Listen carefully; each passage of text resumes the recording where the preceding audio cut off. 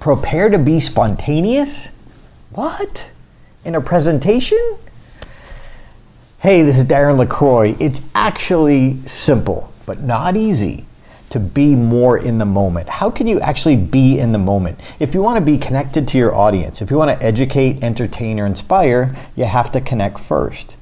But being spontaneous and being in the moment takes confidence, but it also, excuse me, just like that, you don't have to be perfect. It also takes preparation. And that's what this educational video is about. Real quick, there's 4 funny factors that I learned, and you'll learn from this case study, that'll help you prepare to be more spontaneous. So the case study is, I was asked by my church this past weekend to do an improv skit.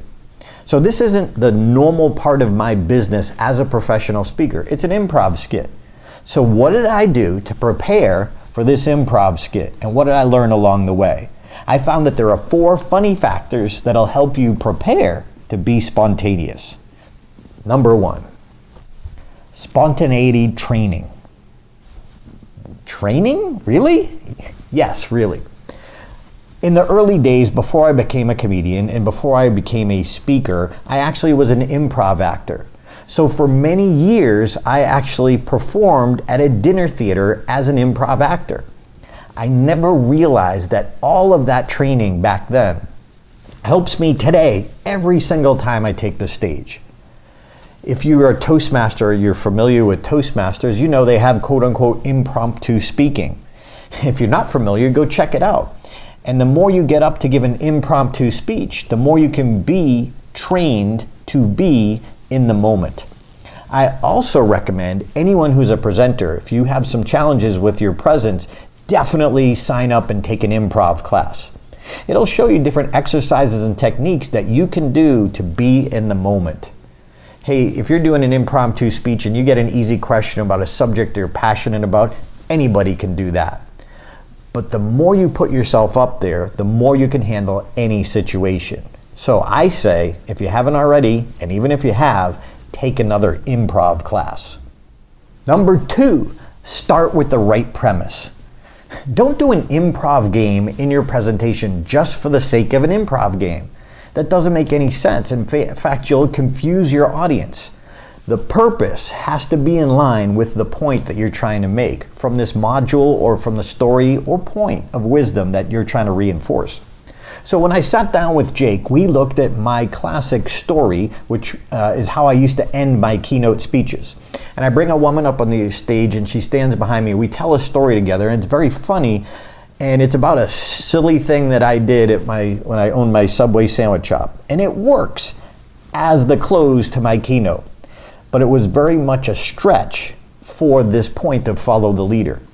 So we sat down, we scratched our heads, and we decided, we jumped on YouTube and we looked up the TV show, Whose Line Is It Anyway? It's a great improv TV show, one of my favorite ever. Check that out if you get a chance. So we went through all the different skits that they had and we landed on Helping Hands, which is a famous improv skit.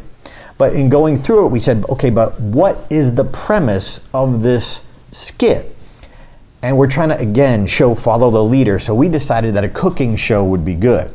But then for comedy purposes, we thought anytime you can customize directly to the audience, that goes a long way to setting up the premise and setting up that there's a reason for this skit. We're not just doing it for fun.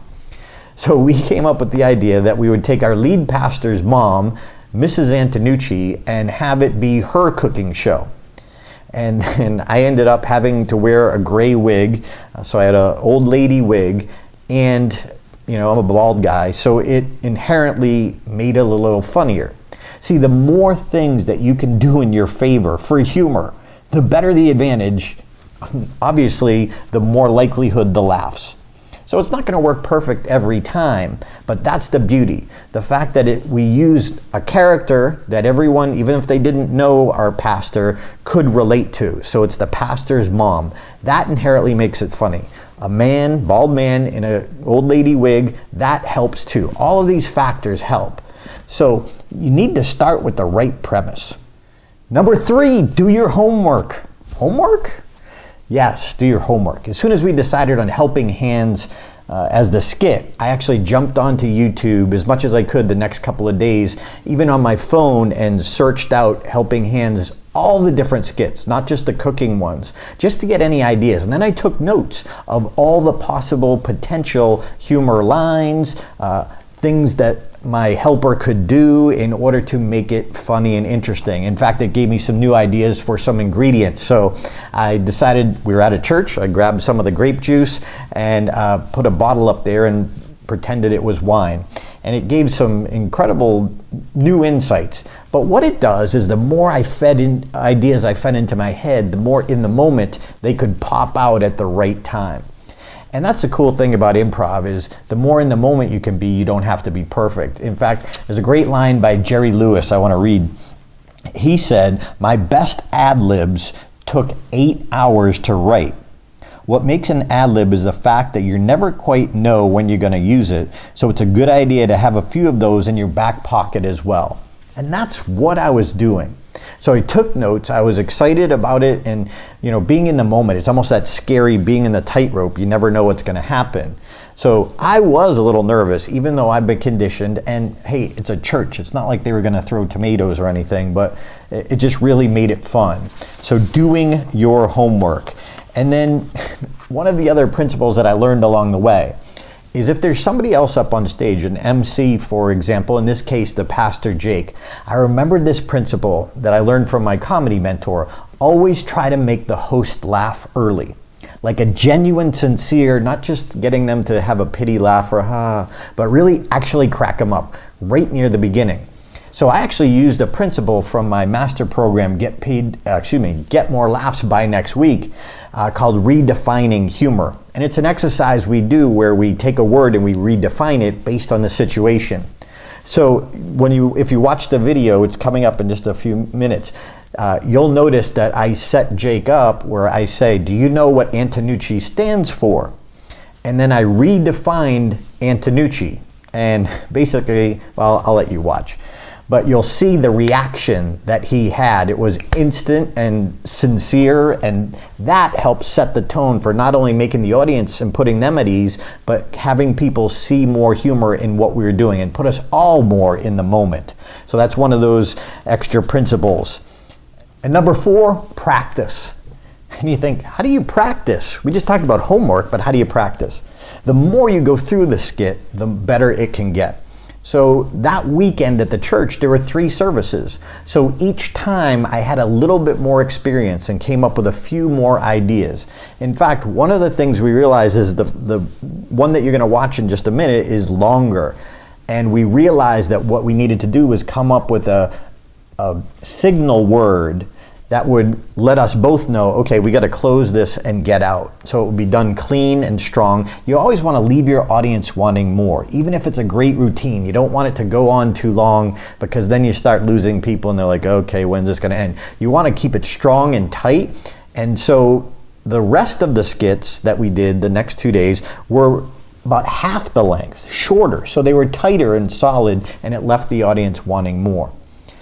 We also realized that there were another little bit of whatever's happening in the audience's mind is important. That the first time we did it, we made it seem like I was a complete volunteer. And based on being up there and my comfort in that situation, people could see that I was a plant and it wasn't really sincere. So they still liked it, they still enjoyed it, it still went well.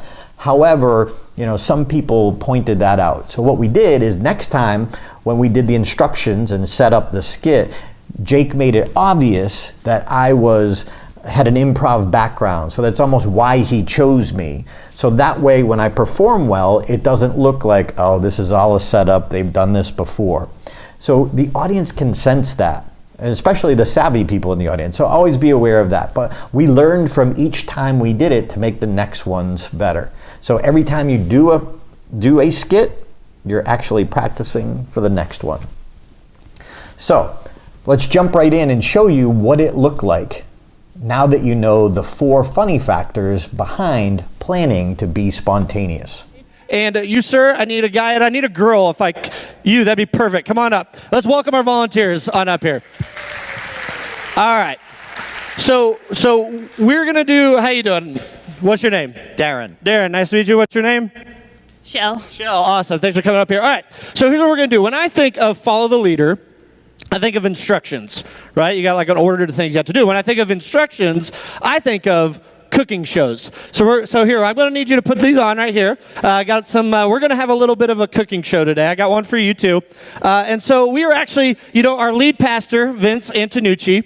We are going to have a cooking show with Vince's mom, Mrs. Antonucci. All right. And so one of you is going to play. Oh, did we lose the? Yeah, we're just going to have to, that's just not going to work. We're going to have to rethread that. That's okay. Here's what I'm going to need you to do, though. I need you to put on this mic.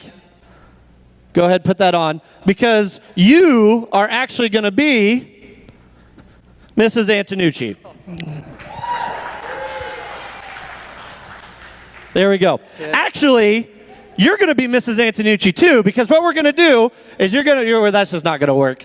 I'd button that up then. Oh. So you are going to be the leader. And it's going to be your job to follow the leader by being his hands. So you're going to go behind him right here, yep. And then he's going to just kind of tuck his hands down, and you're going to stick yours through. There you go, just like that. And so you are going to instruct us on how to follow you in making your famous spaghetti recipe. Okay? Okay. Okay, very cool. So, are you ready? I'm not sure. Okay, that's very reasonable. But are you guys ready? This is... Yeah, all right. Well then, welcome to Cooking with Mrs. Antonucci.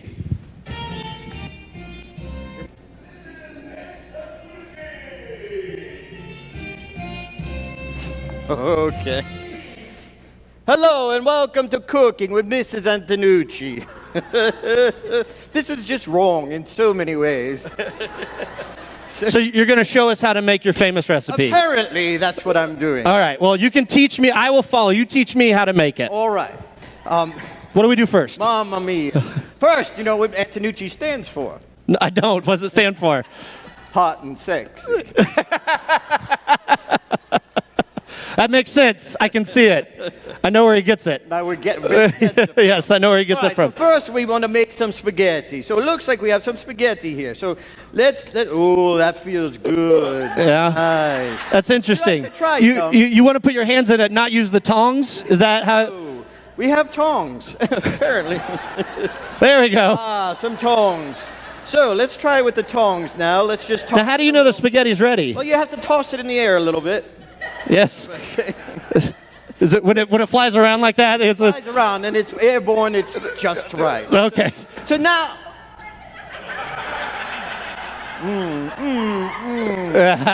How's that taste? It gets me frisky. Okay. I'm gonna stand over here then. That's how I had Vince. Okay. Okay. So first we put some spaghetti in the bowl. With your hands again. My hands, yeah. Yes. You want that motherly feeling, you know. They're clean, I think. I just spit on them. So next ingredient, what we want to do is add a little parsley. This is a little parsley. Yes. Okay. Just break it like that, apparently. Didn't know you break it, but apparently my hand. And you want to add it not to the spaghetti you're mixing. You want to add it to the other pile. Secret. Oh, okay. The secret is. I got it. Yeah. See, most people do it the other way. I've been doing it wrong my whole life. Exactly. All right. What else? I have to fix my hair a little bit. It's falling off. Pull it forward, maybe. If I. Thank you. Thank you. All right. All right. So now, what else do we have here that we have? You have some nice nails, by the way. Thank you. Yes. Looks good. Just had them done.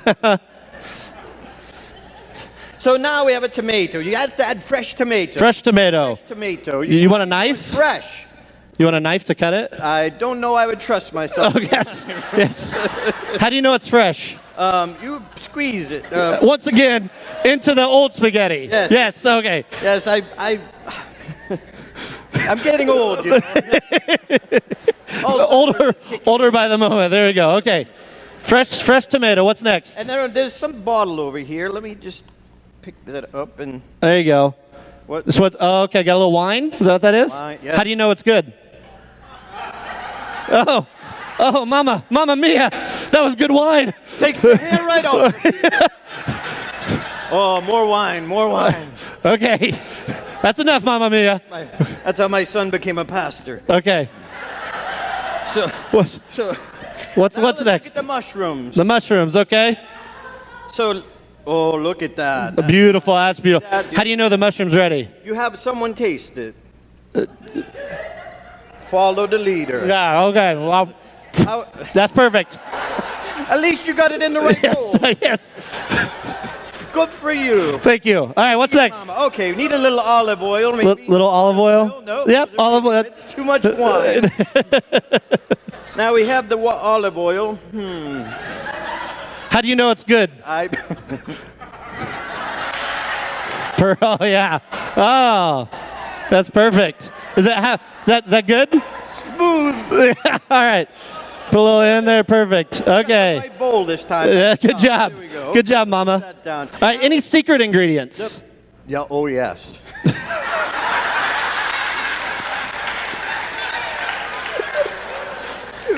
All right. You must add a little. I'll be all set if I need chemo. Okay. What's left? So now let's try the bacon bits. All right. Thank you for getting that. That's the. Is that the secret? That's the secret. The bacon bits. So- Okay. Okay, I can't read without my glasses. So now we take some of the bacon bits and. Mmm. Perfect. Okay. Oh, oil everywhere. Let's help with that. I'm not going to comment on where that went. Okay. Okay. So now what we have a little garlic over here. Jacob. Let me help you out. What is that? We'll go with whatever. Oh, it's your spit out mushroom. Let's toss it. Toss it down my shirt. Okay. A little garlic. Sorry for spitting on you. Let me help you, Mama. There you go. That's the garlic. Garlic. I think that's garlic. Is that garlic? Garlic powder. Ah, okay. So let's open it up. Oh, How do you know it's good?